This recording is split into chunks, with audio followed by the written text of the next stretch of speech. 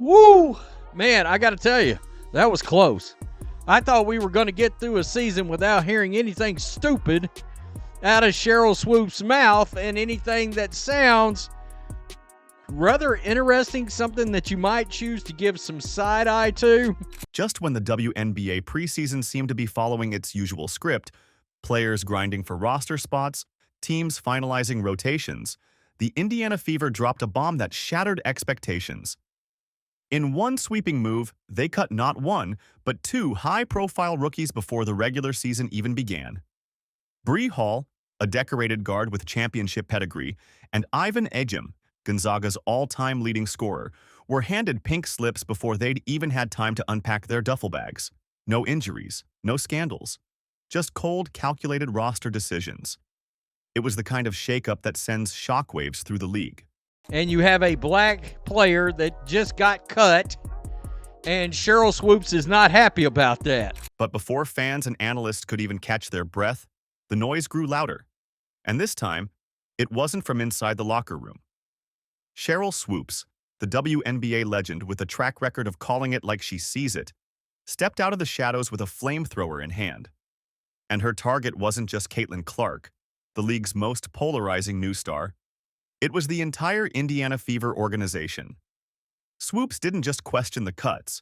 She detonated a full-blown controversy, stirring race, favoritism, and old wounds into an already fiery debate. Call me nuts, but unfortunately for the old WNBA fandom and media, in her case, media and old players, unfortunately, in some cases, you do feel like there is something else lurking behind said opinions that may not be basketball related. Let's put it that way. And in a flash, a simple roster adjustment turned into something far bigger. A public reckoning about who gets chances, who gets cut, and who's really running the narrative in women's basketball. Welcome to the new WNBA. And if you thought the regular season was going to be the fireworks, just wait. Brie Hall is now gone, as you know. And today it was announced that Ivon Egim has been waived by the Fever as well. Sophie Cunningham talked about that yesterday, saying you can latch on to another team, another place. Just because you didn't make a roster doesn't mean you're out of the W forever. The Indiana Fever didn't just trim their roster. They tore the fabric of preseason expectations in half. Brie Hall, a two-time NCAA champion with South Carolina and one of the most electrifying guards in recent college memory, was released before she had a real shot to prove herself. No real minutes in the opening game, barely a blip against Brazil, and then gone. Fans were left stunned. How could a player with that kind of pedigree be dismissed before even breaking a sweat? So the Indiana Fever, as expected, have waived Ivon Egim. She's just not at the level that the Indiana Fever are hoping her to be at. The Fever announced it directly. Thank you, Ivon Egim, who was the all-time leading scorer in Gonzaga history. But the Fever weren't finished. Less than a day later, they waived Ivon Egim, Gonzaga's all-time scoring leader and one of the hardest-working forwards to come out of the West Coast in years. Egim had grit, heart, and a game that screamed untapped potential. Now, both players with dreams, talent, and credentials, were out before they ever really got in. It was ruthless. And it wasn't just about basketball anymore. It felt personal, it felt sudden, and it set the stage for the storm to come. Man, it's hard, right? We all reached out. I think that they brought really good people in, great people into training camp this year. But just because you didn't make this squad, this is probably one of the harder rosters to make in the W this year. It doesn't mean you're out of the W, and you just got to keep ready, keep playing, keep grinding it out. And if it's hard to make the league. I know Sid and I, we were second rounders. We stuck. Her experience is a little bit different than mine, but just because you didn't make a roster doesn't mean you're out of the W forever. So what happened? Why these two? The answer lies in the brutal, unforgiving math of WNBA roster management. The Fever's salary cap situation wasn't just tight, it was suffocating. After buying out contracts and signing key veterans, Indiana could only afford 11 players, and 10 of those spots were practically cemented. Veterans like DeWanna Bonner, Natasha Howard, and Kelsey Mitchell weren't going anywhere. Each had guaranteed contracts that would cost the team regardless of performance. Michaela Timpson is obviously at a certain level. She's a rim runner. She just obviously has a higher ceiling than Egim at the moment. And this is maybe a hot take. That left just one spot, one precious opening for a rookie to claim. And with Caitlin Clark, Aaliyah Boston, and Lexi Hull locked in, due to their rookie deals and star potential, that opening became a battle royale between Brie Hall, Ivon Egim, and Michaela Timpson. Timpson, with her defensive versatility and fit as a forward, emerged as the frontrunner. Hall and Egim sacrificed at the altar of cap space and positional depth. It wasn't personal, it was painful logic. But not everyone saw it that way. After all, we saw Sheryl Swoopes in rare form hating on Caitlin Clark all last year. Well, maybe she has figured out, well, hating on Clark, I've been told that's not really a great idea, yada, yada, yada. So what other white girls can I tune up from the Indiana Fever? Before the ink on those release papers had dried, Sheryl Swoopes was already lighting up the airwaves. Never one to mince words, the Hall of Famer took to social media and podcasts with a vengeance, framing the cuts as something far more sinister than just salary juggling. Swoopes wasn't just upset, she was incensed. And she wasn't only targeting Clark this time. She was coming for head coach Stephanie White and the entire Fever brass. Okay, example. The Washington Mystics Indiana Fever game. Because I know on social media, people were like, well, why aren't the starters in for the Mystics? They could win this game. And I was there, right? Because preseason is about, yes, you're going to play your starters. You're going to play your players. Typically, they don't even play that many minutes, right? Because you have so many players on your roster that you got to make roster cuts. So you're still trying to figure out who can fit what we're doing. Swoopes accused White of mismanaging minutes during the preseason and questioned why Hall, a player with real upside, barely saw the floor. Her implication? That the deck was stacked, that certain players, veterans and yes, white players, were given every opportunity while others were benched without a fair shot. Her words hit like a sledgehammer, and the ripple effect was immediate. Fans divided, the media pounced, and suddenly the WNBA's most exciting team was its most controversial. But I did have a question, though, with Indiana, right? Because even though the starters weren't in, like Sophie Cunningham and Lexi Hull they've been in the league for a while. You actually had players who, like Brie Hall, why wasn't she in that game per se? If you're still trying to figure out who's going to make the team, who you're going to cut. So I was a little confused with what Steph was doing. Swoopes didn't dance around her critique. She stomped right through it. With biting sarcasm, she suggested that since she had been told to lay off Clark, maybe it was time to tune up the other white girls. It was a comment that didn't just cross the line, it bulldozed it. Whether she meant it rhetorically or literally didn't matter. The damage was done. Sophie Cunningham and Lexi Hull became collateral in a war of words that was now dripping with racial overtones. Ariafin, okay. This is gonna be a spicy season, cause Kiki was like, what, Sophie? Girl, don't come over here. Sophie was like, already, I was game here one. For it, here for it. But the fact that's a rookie, right? I know. Kiki, she did not back down. But she just turned and laughed. She was like, what? What did you say? What are we doing? She questioned their minutes, their presence, their purpose. Why were they getting playtime while Hall sat? Why were they being showcased while Egim was sidelined? To Swoopes, it wasn't about performance anymore. It was about favoritism. And suddenly, a basketball conversation became a cultural flashpoint. It wasn't about who's ready. It was about who's welcome. And in a league fighting for equality and visibility, the optics were devastating. My goodness, I mean, we've had 2 preseason games. 2! And we're back to it. We're back here. She's criticizing Stephanie White. I bet Sheryl Swoopes hates that last name. Criticizing Stephanie White.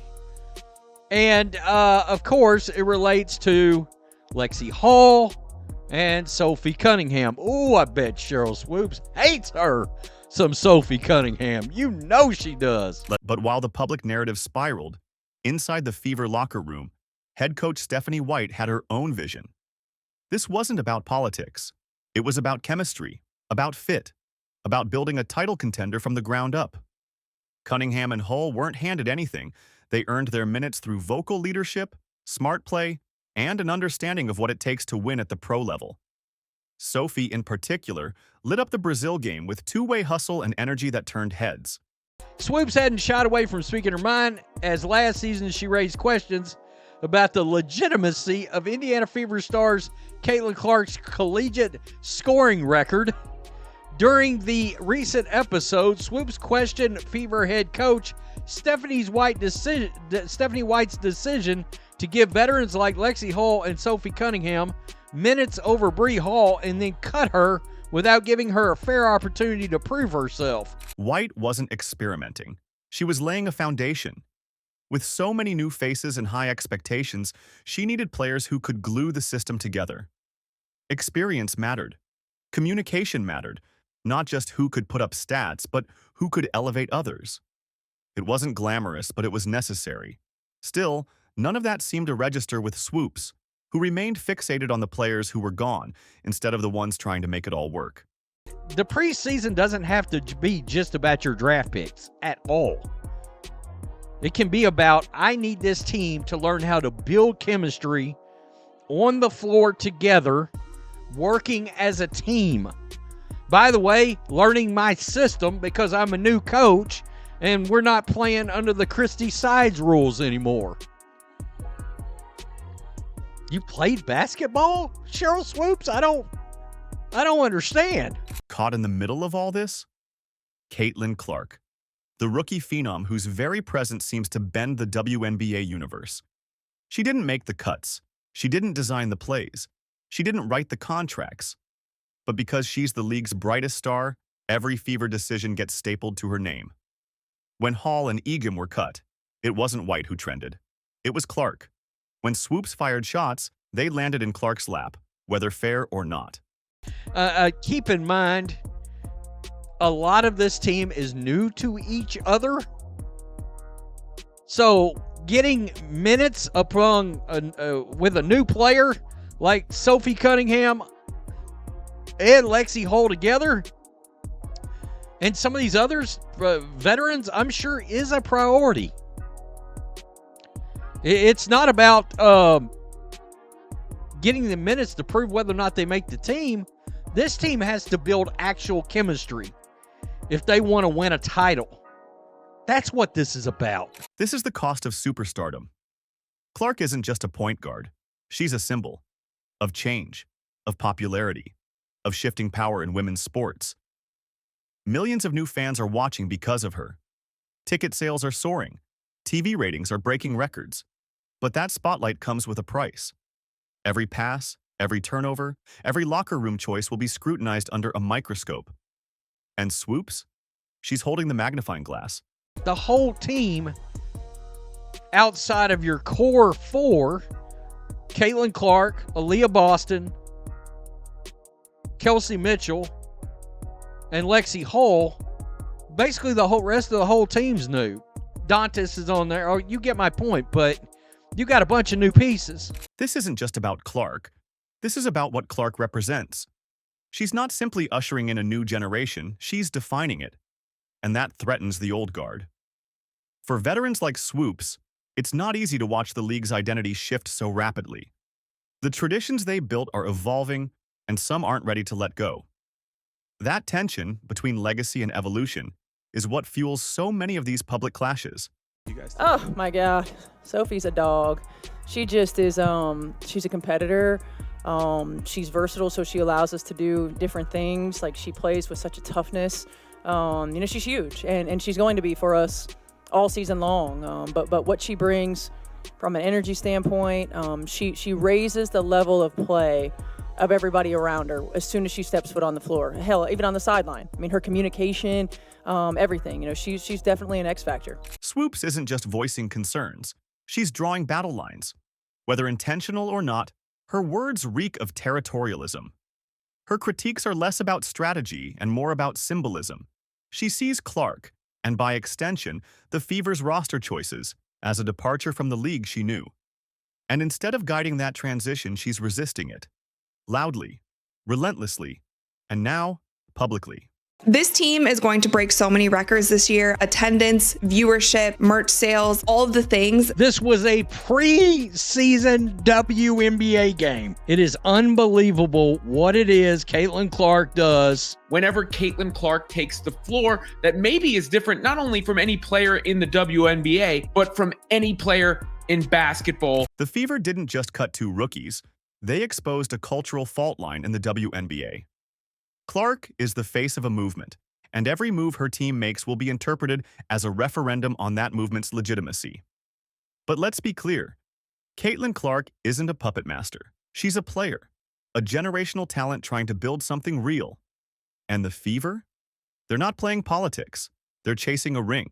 People were so excited for this game for many reasons, but the main one being that Caitlin Clark would be returning to Iowa to play at Carver Hawkeye Arena, the Brazilian national team. Even though they lost by that much, it still seemed like they had a great time. Caitlin was signing their jerseys after the game. They were taking photos with her. She's my role model. I really look up to her. Whether Sheryl Swoopes is speaking uncomfortable truths or simply holding on to a fading past is a question only time and performance will answer. But one thing's for sure, the WNBA is no longer just a league. It's a battleground for identity, evolution, and attention. And if this is how loud things are getting in preseason, just imagine what happens when the lights come on for real. Drop your thoughts below. Are you riding with Clark and the Fever? Or does Swoops have a point?